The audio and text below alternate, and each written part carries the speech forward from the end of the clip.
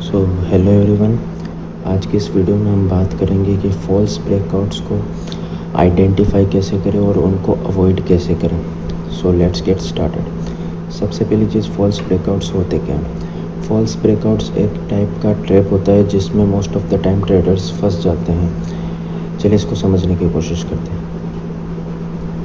ये एक पैटर्न है, मान लीजिए एक पैटर्न है जो कि इस टाइप का बन रहा है। इसमें प्राइस मूव हो रहा है और अचानक ही इसने एक ब्रेकआउट दे दिया और इधर से बाय वाले ट्रेडर्स ने एंट्री ले ली, लॉन्ग पोजीशन ले ली और उसके कुछ देर बाद में इसने अंदर की तरफ वापस मूव दिखा दिया। तो सबके स्टॉप लॉस वगैरह ये सब हिट हो जाते हैं। तो ऐसे करके काफ़ी सारे फॉल्स ब्रेकआउट्स होते हैं जिसमें most of the time traders फंस जाते हैं। दूसरा एग्जांपल लेते हैं, जैसे कि ये एक सपोर्ट जोन है और ये एक रेजिस्टेंस जोन है। इसके अंदर प्राइस मूव कर रहा है और अचानक इसने नीचे की तरफ ब्रेकआउट दे दिया और इधर से शॉर्ट सेल वालों ने एंट्री ले ली और अचानक ही इसने थोड़ी देर बाद ही अपवर्ड की तरफ मूव दिखा दिया। तो इस और सबके स्टॉप लॉस वगैरह ये सब हिट हो जाते हैं। तो ऐसे केसेस काफ़ी बार आते हैं और most of the time beginner ही नहीं, काफ़ी एक्सपर्ट ट्रेडर भी मोस्ट ऑफ द टाइम इस ट्रैप में फंस जाते हैं। एग्जांपल्स ले तो ये एक फॉल्स ब्रेकआउट एग्जांपल के ये एक फॉल्स ब्रेकआउट है। जैसे कि आप देख सकते हैं कि इसमें एक ट्रेंड लाइन बन रही और इधर एक इसने ब्रेकआउट दिया अपवर्ड की अप साइड की तरफ। इधर इसने एक ब्रेकआउट दिया और इधर से बाय वालों ने एंट्री ले ली होगी और उसके बाद ये नीचे की तरफ दिखा दिया और सबके स्टॉप लॉस वगैरह हिट हो गए। दूसरा एग्जांपल लेते हैं,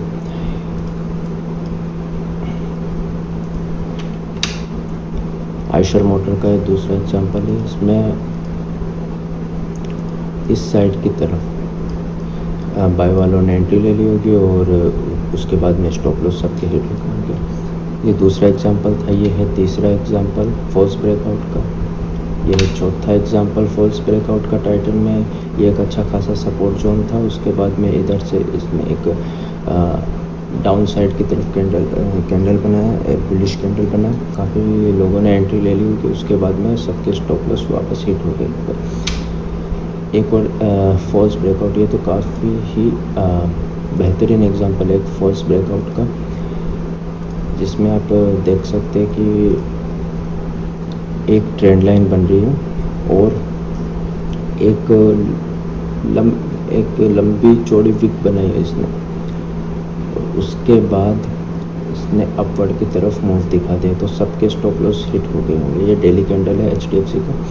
तो एक ट्रेंड लाइन बन रही थी और उसने नीचे की तरफ मूव दिखाया, सबने शॉर्ट सेल कर दिया होगा। उसके बाद में अप साइड की तरफ उसने तुरंत मूव दिखा दिया। तो ये अच्छा खासा सबके स्टॉप लॉस हिट हो गए होंगे इस कंडीशन में भी। तो इससे काफ़ी केसेस आते हैं जिसमें most of the time traders फंस जाते हैं। तो हमने ये तो देख लिया कि फॉल्स ब्रेकआउट्स होते क्या हैं और वो कैसे दिखते हैं और वो कैसे ट्रैप बनाते हैं।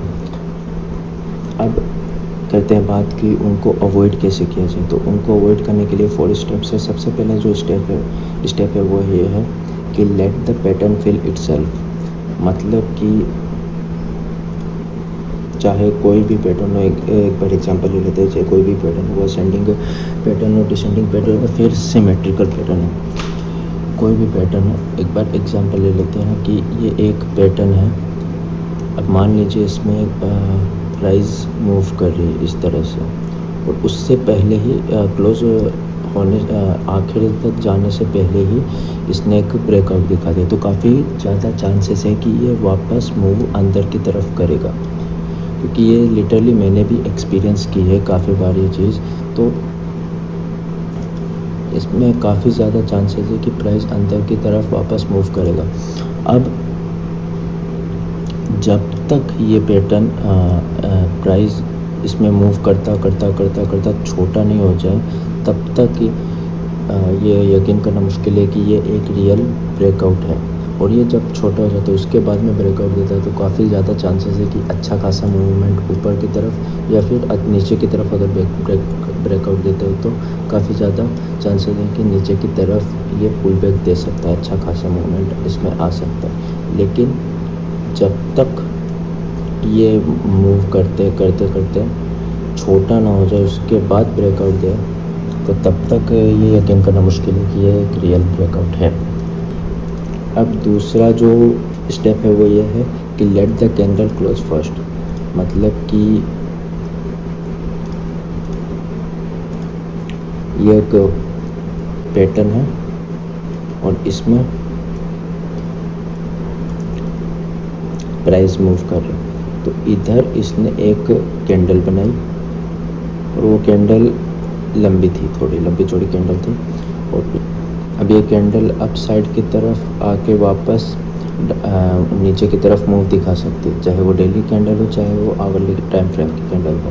जैसे कि हमने इस एग्जांपल में देखा कि एक ट्रेंड लाइन बन रही थी और उसके बाद में एक कैंडल आई, उसने एक लंबी चौड़ी विक बनाई और उसके बाद में उसने ऊपर की तरफ क्लोज दे दिया अपना, इधर से ओपन हुई, उसने नीचे की तरफ लंबा चौड़ी विक बनाई और उसके बाद में इसने ऊपर की तरफ क्लोज दे दिया। तो एक फॉल्स ब्रेकआउट था। लेकिन इससे ये दूसरा स्टेप हमें ये सीख मिलती कि पहले उस कैंडल को क्लोज होने तो उसके बाद में कोई एक्शन लो। अब तीसरा जो स्टेप जो है वो ये है पिन बार, मतलब कि पिन बार एक कैंडल होता है जिसको हम शूटिंग स्टार भी बोलते हैं। मतलब कि ये एक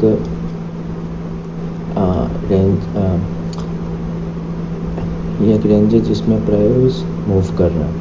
और इधर इसने एक कैंडल बनाई जो कि पिन बार बेसिकली इस टाइप का कैंडल होता है,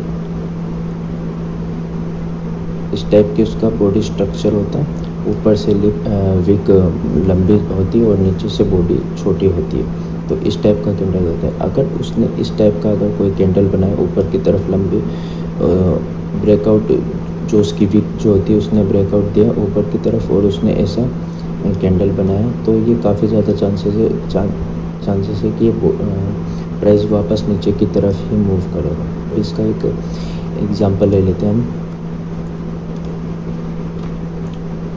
जैसे कि ये रहा, एक अच्छा खासा एक जेन्युइन एग्जांपल है पिन बार का। प्राइस ये एक रेजिस्टेंस लेवल है और प्राइस अप साइड की तरफ मूव कर रहा था और उसके बाद में एक पिन बार आया जो कि एक फॉल्स ब्रेकआउट था। उसने ऊपर की तरफ मूव दिखाया और उसके बाद में इसने नीचे की तरफ क्लोज कर दिया और उसके बाद में प्राइस डायरेक्ट नीचे की तरफ मूव किया। तो ये पिन बार एक अच्छा खासा सिग्नल है कि एक फॉल्स ब्रेकआउट है। लेकिन उससे पहले हमें दूसरा जो स्टेप है हमारा वो ये है कि पहले कैंडल को क्लोज होने दो, पूरी तरह से कैंडल को क्लोज होने दो, उसके बाद में अपना जो एक्शन है वो लो। अब चौथा जो स्टेप है वो मेरा फेवरेट है, 200 का exponential moving average. According to my experience ये सबसे जेन्युइन तरीका है, सबसे बढ़िया तरीका है फॉल्स ब्रेकआउट्स को आइडेंटिफाई करने का। एग्जाम्पल के तौर पर ये ही HDFC का ही चार्ट ले लेते हैं। जैसे कि इसमें एक 200 का EMA है और ये नीचे की तरफ मूव हो रहा है। अब इससे पहले मैं आपको समझा देता हूँ कि 200 का EMA एक्चुअली सब होता कैसा। ये एक 200 का EMA है और इसके ऊपर प्राइस अगर मूव कर रहा है तो ये एक अप ट्रेंड है। और अगर ये 200 का EMA ऊपर की तरफ है और इसके नीचे अगर प्राइस मूव कर रहा है तो ये एक डाउन ट्रेंड है। तो अगर प्राइस 200 की EMA को टच करके आता है तो, या फिर EMA का एक्चुअली ये होता है कि प्राइस थोड़ा सा ऊपर जाता है और उसके बाद में नीचे की तरफ आता है, थोड़ा सा और ऊपर जाता है उसके बाद में नीचे की तरफ आता है। और ये ही अगर प्राइस ऊपर की तरफ 200 EMA के ऊपर मूव करता है तो प्राइस नीचे की तरफ जाता है, उसको क्रॉस करता है और वापस ऊपर की तरफ मूव करता है। 200 के EMA की मदद से हम ये आइडेंटिफाई कर सकते हैं कि ये एक फॉल्स ब्रेकआउट है या फिर जेन्युइन ब्रेकआउट है। अगर प्राइस 200 EMA के ऊपर मूव करता है तो एक अप ट्रेंड है, लेकिन अगर प्राइस 200 EMA के नीचे मूव करता है तो ये एक डाउन ट्रेंड है। एग्जांपल के लिए ले लेते हैं यही HDFC का चार्ट जो कि डेली चार्ट है। इसमें 200 का EMA नीचे से जा रहा है और इसको ये जो कैंडल बना था लंबी विक वाला, इसने नीचे की तरफ मूव दिखा और वापस ऊपर की तरफ आ रहा है। ये 200 का EMA नीचे की तरफ था, तो काफ़ी ज़्यादा चांसेस ये होते हैं कि एक्सपोनेंशियल मूविंग एवरेज की मदद से हम काफ़ी आसानी से ये आइडेंटिफाई कर सकते हैं कि ये फॉल्स ब्रेकआउट है या फिर जेन्युइन ब्रेकआउट है। अगर प्राइस ऊपर की तरफ मूव कर रहा है, EMA के ऊपर है, तो ये अप ट्रेंड है जो कि अगर EMA ऊपर है और प्राइस नीचे मूव कर रहा है तो ये एक डाउन ट्रेंड है। अब दूसरा एग्जांपल इसमें ले लेते हैं। दूसरा एग्जांपल ले लेते हैं, जैसे कि दूसरा एग्जांपल ये EMA प्राइस 200 के EMA के नीचे मूव कर रहा है और ये एक ट्रेंड लाइन थी और जिसने एक ब्रेकआउट दिया। उसके बाद में हमने एक्सपोनेंशियल मूविंग एवरेज लगा के चेक किया कि ये एक फॉल्स ब्रेकआउट है कि नहीं, तो प्राइस थोड़ा सा ऊपर गया और उसके बाद में नीचे की तरफ आया। ये ब्रेकआउट नहीं होता है, एक्सपोनेंशियल मूविंग एवरेज का एक्चुअली ब्रेकआउट नहीं होता है। ये इसी तरह से काम करता है कि प्राइस ऊपर की तरफ जाता है और थोड़ा सा ऊपर जाता है, उसके बाद में नीचे की तरफ अच्छा खासा मूव दिखाता है, जैसे कि इसमें हुआ और इस साइड में हो और उसके बाद में इधर भी हो। तो ये एक फेक ब्रेकआउट को आइडेंटिफाई करने का सबसे अच्छा तरीका है। और उसके बाद में एक काफ़ी बेहतरीन एग्जांपल एक ही चार्ट में 2 बार, हिंडाल्को का डेली चार्ट है, उसमें एक ट्रेंड लाइन बन रही थी। उसके बाद में एक इस साइड से ट्रेंड लाइन ब्रेक हुई और इधर से EMA ने क्रॉस ओवर दिया, तो ये क्रॉस ओवर इधर से EMA को प्राइस ने टच किया और वापस अप साइड की तरफ मूव किया, तो ये एक फॉल्स ब्रेकआउट था। कि इधर से ही पता चल जाता कि ये एक फॉल्स ब्रेकआउट होने वाला है, तो काफ़ी सारे ट्रेडर्स एंट्री नहीं लेते। तो ये एक सबसे जेन्युइन तरीका है EMA फॉल्स ब्रेकआउट्स को आइडेंटिफाई करने का। और दूसरा इसी चार्ट में जो एग्जांपल है, ये एक ट्रेंड लाइन बन रही थी और इधर से इसने अप साइड की तरफ मूव दिखाया, ब्रेकआउट दिया जो कि फॉल्स ब्रेकआउट था। और उसके बाद में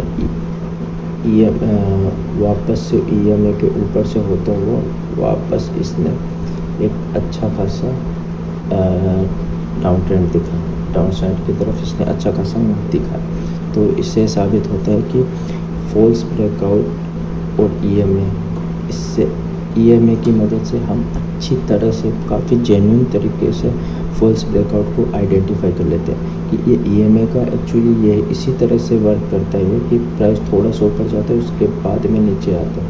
अगर EMA नीचे है और प्राइस ऊपर है तो प्राइस थोड़ा सा नीचे आएगा, EMA को क्रॉस करेगा और वापस से अप साइड की तरफ मूव दिखा देगा।